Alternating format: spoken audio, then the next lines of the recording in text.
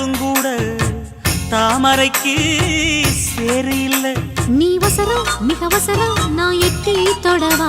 அடிக்குடியே இளங்குடியே நான் மடிமேல் விழவா. சோழ காட்டுக்குள்ள சுகம் கண்டதால காளங்கண்ணு குட்டி தூக்குதுவால. மாமனுக்கு தாங்கவில்லை இனி மாறாப்புக்கு வேலை இல்லை.